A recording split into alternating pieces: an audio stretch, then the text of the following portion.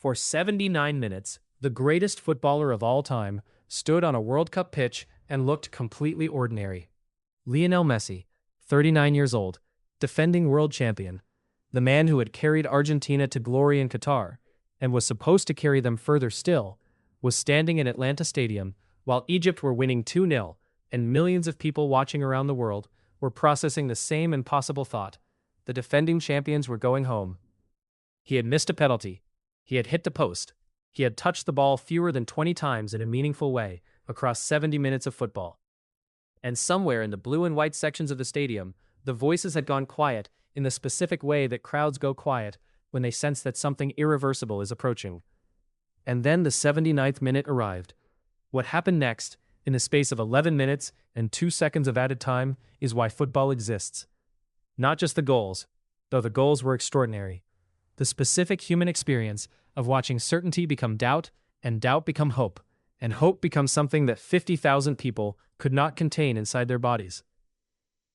That is what football is for, and Argentina produced it on a Tuesday afternoon in Georgia, against a team that had every right to believe this was about to become the greatest result in the history of Egyptian football.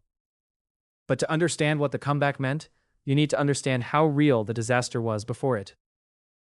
Argentina arrived at this round of 16, carrying a weight that had been accumulating since before the tournament began. Not just the weight of expectation, though that was considerable. The weight of vulnerability, because the defending champions, in the 2 years since lifting the trophy in Lusail, had been watched closely by every analytical eye in football, and what those eyes had found did not always confirm the narrative that Argentina themselves were projecting. The round of 32 against Cape Verde had been the first warning. Cape Verde, making their first World Cup appearance in history, a nation of fewer than 600,000 people, organized and dangerous on the counter, had pushed Argentina to extra time before being eliminated. It was not the performance of a team moving through a World Cup with the assurance of proven champions. It was a survival performance. And Lionel Scaloni, their coach, described it afterward with the relief of a man who understood precisely how close the margin had been. Egypt had watched that match. Their coaching staff had studied it. They had identified where Argentina were vulnerable. They had formed a specific, detailed plan for how to manage Messi's influence without requiring anyone to do the impossible task of actually stopping him. And they had prepared Mostafa Shubir. Because here's the detail that defined the first half of this match more than anything else. In the 15th minute, Yasser Ibrahim rose to meet Marwan Atia's cross from a corner and headed the ball into Argentina's net. Egypt won, Argentina 0. For the first time in this World Cup, the defending champions were behind. 6 minutes later, a foul on Nicolas Tagliafico inside the box gave Argentina the penalty they needed to respond. Messi took it. Shubir went to his left. His dive was perfectly timed, his positioning exactly right, his hands making contact with the ball in the way that penalty saves look when they come from preparation rather than guessing. It was not a wild dive in the right direction. It was a goalkeeper who had decided, based on study and analysis and the specific professional intelligence that separates adequate goalkeepers from excellent ones, where Messi was going to put it. He was right. The stadium absorbed what had just happened with a moment of genuine collective disbelief. Messi had missed. The second penalty of this World Cup he had failed to convert, after also failing against Austria in the group stage. 4 missed penalties from 8 attempts in his entire World Cup career. The greatest player in the history of the sport, denied by a goalkeeper from Zamalek, in a match Argentina could not afford to lose. And then, Messi hit the post. Shubir pulled off another extraordinary save to deny Julian Alvarez from close range. The first 45 minutes produced a scoreboard that seemed impossible. Egypt leading, Argentina having created chance after chance and converted none of them. The tournament's leading scorer, having been involved in multiple opportunities that on any other day would have ended in goals, walking into the tunnel at halftime with nothing to show for any of them. At halftime, the question being asked in living rooms and bars and stadiums around the world was the one that had been lurking beneath Argentina's entire campaign. What happens if Messi doesn't score? What happens when the one mechanism through which this team has consistently found their way through difficult moments simply stops working? The second half answered that question in the worst possible way before it answered it in the best. Egypt broke with the specific efficiency of a team executing a game plan that is working exactly as designed. Mostafa Zico finished, after a sweeping counterattack that exposed the space Argentina had left behind by committing bodies forward. Egypt 2, Argentina 0. And then, almost immediately, the first VAR controversy of the evening erupted. The goal was initially disallowed for a foul on Lisandro Martinez earlier in the move, far from goal, with contact so minimal that the Fox broadcast was openly critical of the intervention, and multiple analysts watching in real time described it as one of the most questionable VAR decisions of a tournament that had already produced several. Egypt's players surrounded the referee. Their bench rose in protest. The fury was visible and immediate. And then, as if the game itself had decided that technology would not be allowed to determine the outcome, Egypt scored again. Zico, still on the pitch, found the ball in similar circumstances from another Egyptian counterattack and finished with almost identical composure. This time VAR reviewed and found no reason to intervene. 2-0 stood. 67 minutes played. Argentina 2 goals down. Messi having contributed almost nothing. The clock not friendly. The Egyptian defense having spent nearly an hour demonstrating that their plan was working. The Argentine fans in the stadium, that had been so loud at kickoff, now sitting in the specific uncomfortable silence of people who are trying to calculate whether something impossible is still possible. It did not feel possible. Scaloni made his changes. Lautaro Martinez had been on since the hour mark, working and pressing.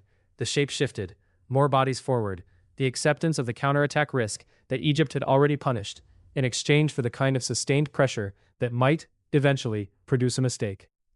In the 79th minute, Messi collected the ball on the left side of Egypt's penalty area. He looked up. He delivered a cross toward the back post with a specific precision that only he produces. The kind of delivery that arrives at exactly the height and pace that make it impossible to defend if the arriving player reads it correctly. Christian Romero was reading it correctly. His header went in off the goalkeeper's hand and into the net. 2-1. The crowd, which had been quiet in the way 50,000 people can be quiet when they are waiting for something that wasn't coming, produced a sound. But it was still a sound of relief rather than belief. Not yet. Because one goal with 10 minutes remaining is not a comeback. It is a reduction that sets up a different kind of pressure. The specific pressure of having pulled one back and now needing another, while the clock moves faster than it feels, and the opposition, suddenly aware that the lead has narrowed, drops deeper and defends with everything they have. Egypt dropped. Their shape became conservative. Their energy, which had been so free and confident for 67 minutes, shifted into the defensive intensity of a team protecting something. And in that shift, in the transition from a team playing to win to a team playing not to lose, the smallest gaps began to appear. Messi found one of them in the 84th minute. He received the ball just inside Egypt's penalty area after a sequence of play that Argentina's relentless late pressure had created. The Egyptian defense, so perfectly organized for the majority of the match, had begun to tire in the specific way that defending under sustained pressure produces tiredness. Not physical exhaustion alone, the mental exhaustion of watching the team you are trying to eliminate keep coming, keep trying, keep believing. Messi struck the ball with everything remaining in his 39-year-old body. It took a deflection off the crossbar, producing the specific metallic crack that rings out above crowd noise and confirms something has happened, before anyone has processed what it is. The defending world champions had found their way back through the one mechanism no amount of preparation fully neutralizes. Lionel Messi had decided the game was not over. The reaction of Egypt's goalkeeper told its own story. Shubir had been magnificent. He had saved a penalty from the greatest player in the history of the sport. He had made multiple extraordinary saves throughout the match. Without him, this game's scoreline would have been unrecognizable from the first 30 minutes. He had given his team everything he had. And now, staring at a 2-2 scoreline with minutes remaining, he understood what was coming next. The 92nd minute arrived with Argentina playing on the counterattack, breaking from their own half with the speed that exhausted teams produce when the alternative is going home. Lautaro Martinez moved through the Egyptian half with purpose. Found Enzo Fernandez arriving in the box with the timing of a player who had calculated exactly where he needed to be. The cross arrived. Fernandez headed it into the net. 3-2. The reaction was immediate and total. Fernandez ran to the corner flag. His teammates arrived. The pile of celebrating bodies in the corner of Atlanta Stadium contained the specific joy that only comes from surviving something that shouldn't have been survivable. Not comfortable joy. The joy of people who had been genuinely frightened and were now on the other side of it. Egypt's bench stared at the pitch with the expressions of people who had done everything correctly and been given nothing in return. Their goalkeeper had been outstanding.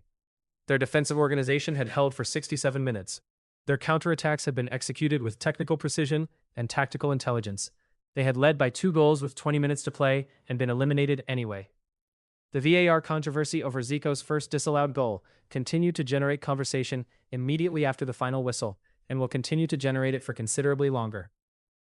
Egypt's players were openly critical of the decision in their post-match reactions, pointing out that the foul on Martinez that was penalized had involved contact so minimal that describing it as a foul at all was contestable, and that a 2-0 lead at that moment, with their goalkeeper in the form he was in, might well have been sufficient to complete one of the great World Cup upsets. Those arguments carry legitimacy. They are not the arguments of a team that lost and is looking for excuses. They are the arguments of a team that had a goal disallowed by a VAR intervention that divided analysts, and that in a tournament already defined by officiating controversies, added another chapter to the story this World Cup keeps returning to. Algeria had complained about the Messi challenge earlier in the tournament. Germany's Jonathan Tah goal against Paraguay had been disallowed in circumstances that ESPN's own analysts questioned. The consistency with which VAR has shaped outcomes at this World Cup has become one of its defining narratives, and Egypt's eliminated players have legitimate standing to participate in that conversation. But football does not operate on what might have been. It operates on what was. And what was is that Argentina, 2 goals down in the 79th minute, produced 3 goals in 11 minutes. That Messi had missed a penalty and hit a post and been largely invisible for the majority of the match, assisted 1 goal and scored another, and was involved in the passage of play that led to the winner. That Christian Romero headed in the first. That Enzo Fernandez headed in the last. That the defending world champions for the 2nd consecutive round survived a match in which elimination had felt genuinely close. Scaloni's emotion in the post-match press conference was visible and unguarded. "What a group of players," he said. "Brother." The affection in those words was the affection of a coach who had watched his team go to the edge of something irreversible and come back from it through a combination of quality and will, and the specific refusal to accept what the scoreboard was suggesting. Fernandez spoke with the directness of a 24-year-old who has already won a World Cup and is now pursuing a second. 2 consecutive examples of a team that is not winning matches with the authority that back-to-back champions historically demonstrate, but instead finding ways to survive matches through interventions that by definition cannot be guaranteed to keep arriving. Because the player who keeps producing those interventions is 39 years old. Because the matches get harder from here. Because Colombia and Switzerland are in the quarterfinal bracket. And if Argentina advance past that, whatever is waiting in the semifinals will have watched every minute of what Egypt produced for 79 minutes. We'll understand exactly what the strategy requires, and will have the quality to sustain it longer than Egypt could. Egypt's goalkeeper, who had been magnificent for 90 minutes, could not prevent the comeback. But the 45-minute version of that performance, delivered by a team with more individual quality than Egypt at an even later stage, is the scenario that Argentina must now prepare to face, without the certainty that 3 goals in 11 minutes will arrive to rescue them. The quarterfinal awaits. The tournament is not finished. The trophy that Argentina have defended across 2 years and 1 month and 4 rounds of knockout football is still in their hands, still within reach, still the objective that Scaloni and his players went to sleep thinking about on Tuesday night in Atlanta. But the margin is closer than the defending world champions would like.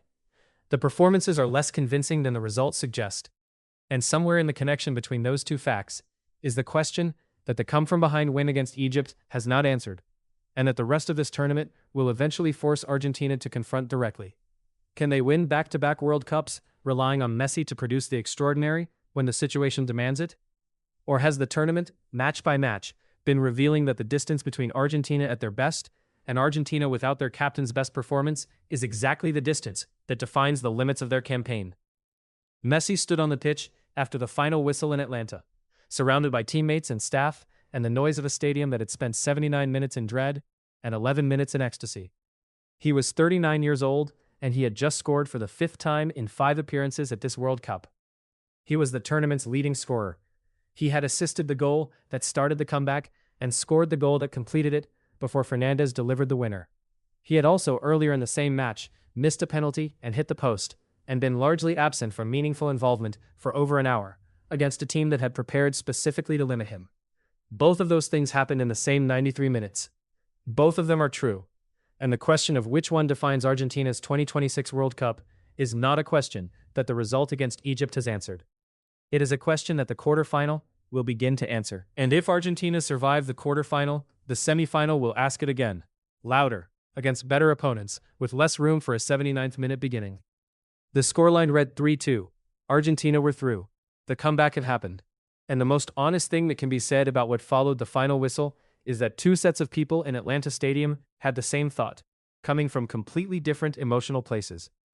Argentina's fans, singing and celebrating, and releasing 2 hours of accumulated fear in a single prolonged exhale, wondered whether Messi could keep doing this, whether the extraordinary was sustainable, whether 3 more matches of this kind of tension was something the greatest player alive could survive at the standard required to win.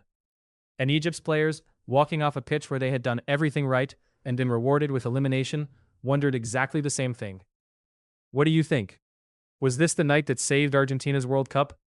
Or was it the first warning that their dream of back-to-back titles is beginning to show the cracks that no comeback can permanently repair?